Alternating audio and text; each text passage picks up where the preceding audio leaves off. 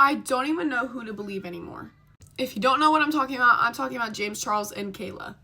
I'm sure we all kind of know this story by now as it's been flooding our For You pages, but if you don't, I'll kind of introduce you to what's happening. Kayla Malik, an influencer with over 16 million followers on TikTok, was in a very toxic relationship with this guy named Evan Johnson.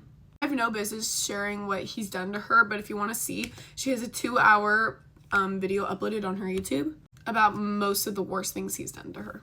I haven't finished watching all of it, but I watched about an hour of it, and it is terrible. The things she's gone through is something no one should have to deal with or go through.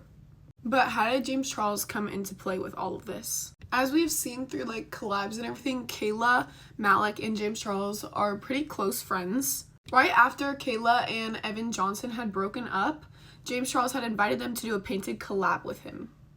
At this point, no one had known that they had broken up. She hasn't brought it to the internet or anything at all because she was probably still dealing with the pain. And at this point, she just kind of told him like, hey, we broke up. You can search up what the text said specifically on TikTok. And he ended up making a joke saying, oh, haha, can I have him now?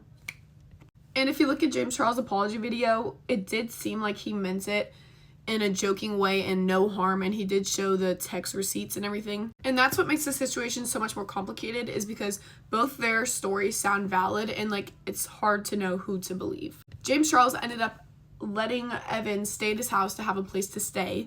Apparently they got together and did some stuff, but we don't know if that's true or not, because James is saying he's only a friend and he didn't know about any of this stuff because Kayla didn't even come out about it yet. Once Kayla's video came out about what Evan did to her and everything, James switched sides and said like, you know, he didn't know all this was happening and he completely supports Kayla. Kayla ended up going to court against Evan, and thank God she won. He is now locked up for 18 months. I do not think he's locked up long enough. Just a disclaimer, don't take my word for anything because I'm sure the story has been twisted up across social media and everything.